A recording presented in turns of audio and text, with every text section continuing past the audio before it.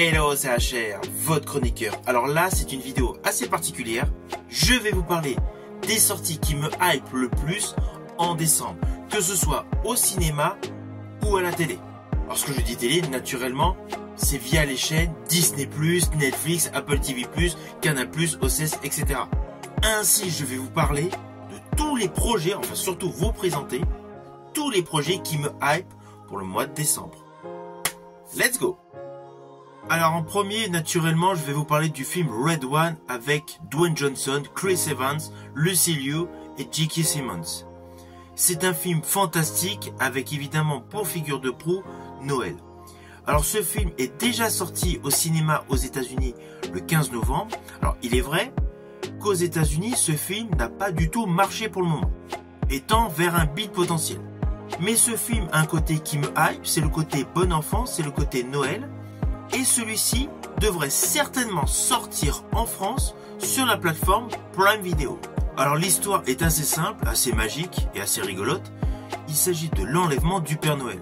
Celui-ci donc ayant disparu, son chef de la sécurité Callum Drift doit s'associer avec le chasseur de primes le plus célèbre du monde, Jack O'Malley.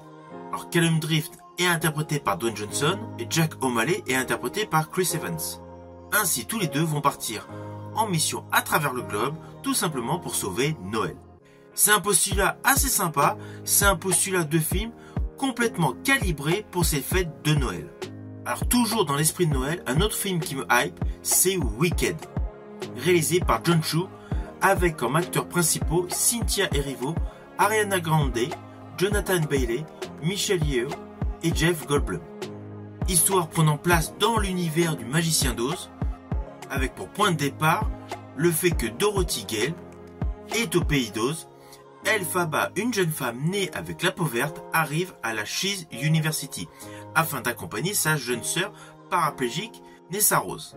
Ceci dit, comme Madame Morib, l'une des responsables de l'université, découvre qu'elle possède de grands pouvoirs, elle lui propose de rester pour étudier la magie afin d'avoir l'opportunité de pouvoir un jour aller assister le fameux magicien d'Oz.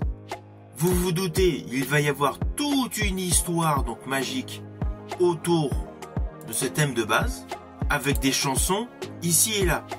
Alors mettant en vedette Ariana Grande, c'est extrêmement judicieux pour attirer un public de jeunes. Alors pour la petite histoire, sachez que ce film est une adaptation du spectacle théâtral qui se joue à Manhattan depuis 2003. Fort de son succès, forcément, adaptation cinématographique. Alors toujours pour ce début de décembre, un autre film, mais radicalement différent en termes de composantes, en termes de synopsis et en termes de style, c'est le film d'Addio. Un film qui nous présente un duo d'acteurs exceptionnels, Sean Penn et Dakota Johnson.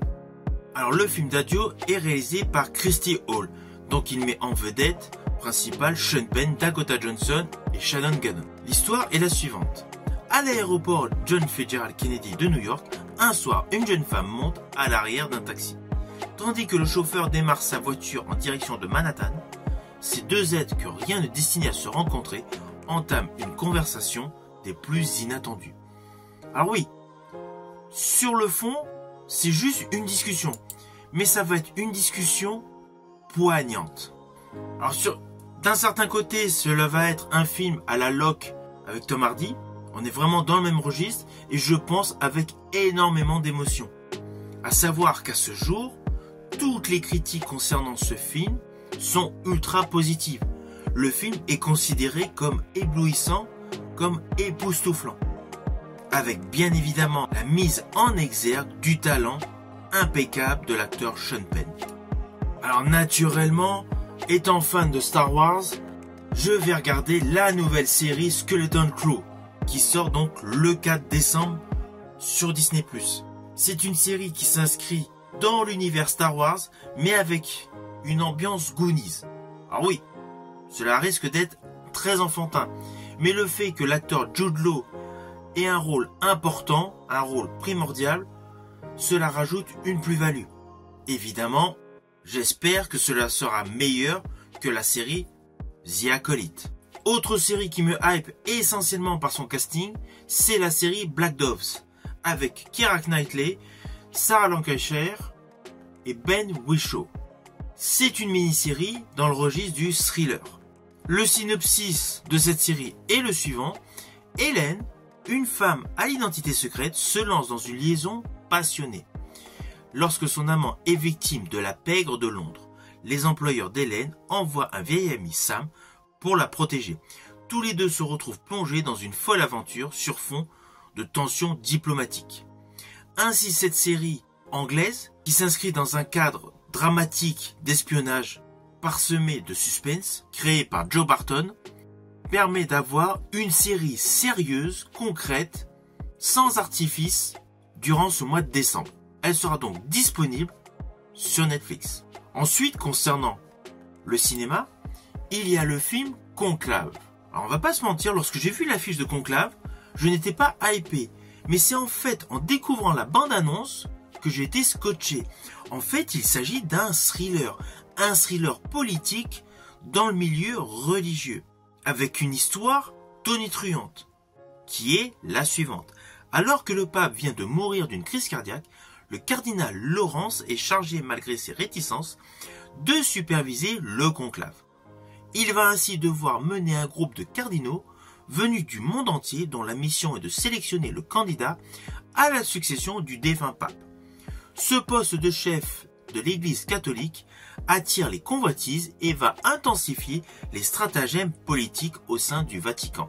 L'homélie va par ailleurs découvrir un secret bien caché par le précédent souverain pontife. C'est un thriller donc anxiogène avec un casting de qualité. Je pense à Ralph Fiennes, Stanley Tucci, John Lithgow, Isabella Rossellini dans les premiers rôles. Ce film dure 2 heures et a été considéré par pas mal de critiques comme un thriller captivant étant le meilleur film de l'année.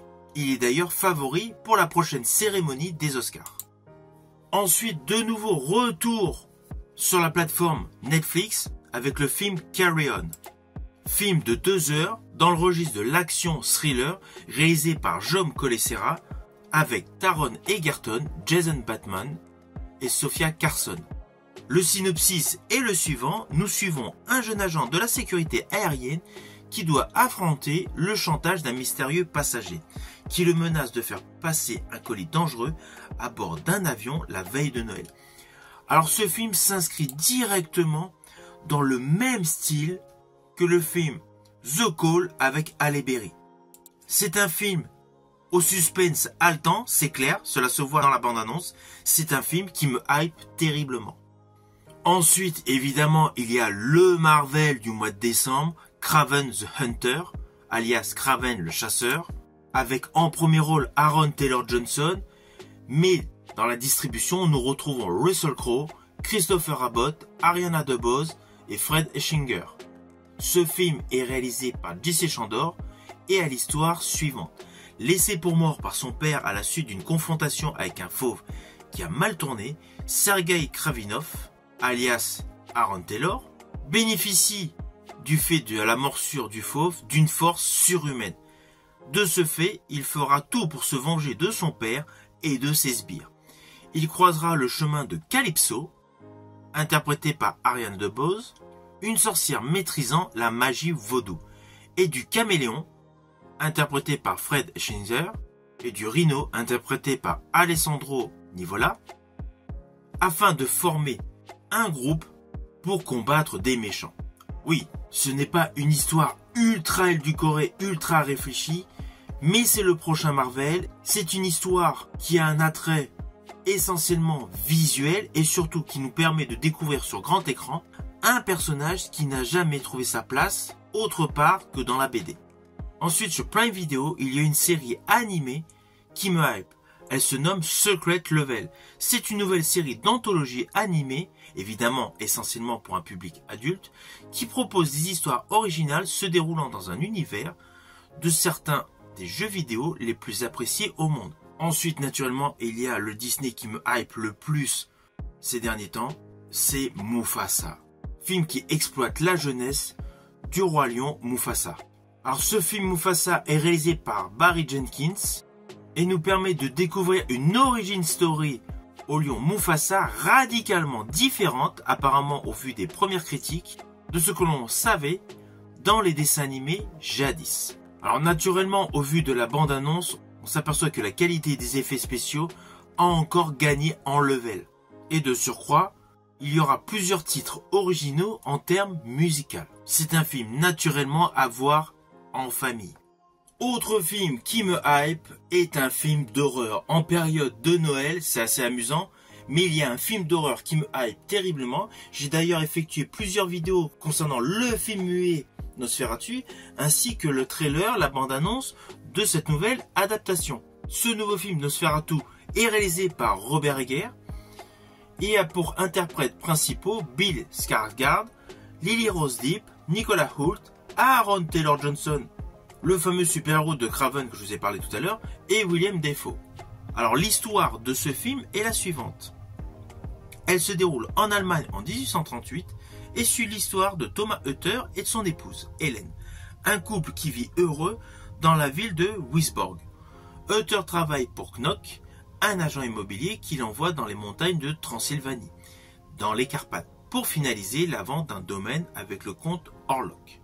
Après un voyage compliqué et sinistre plein d'expériences effrayantes, pour conclure cette affaire lucrative, Hutter, après avoir été reçu par l'hôte attentionné et hospitalier d'Orlok, découvre la marque de croc sur son cou et comprendra bientôt que le comte est en réalité un vampire. Alors oui, c'est une histoire que nous connaissons par cœur, mais le côté très gothique de cette version me hype totalement. Au vu des premières images, on se rend compte que le côté très spectaculaire a été mis de côté au profit d'un film sombre, glauque et gothique. Donc naturellement, cela me hype.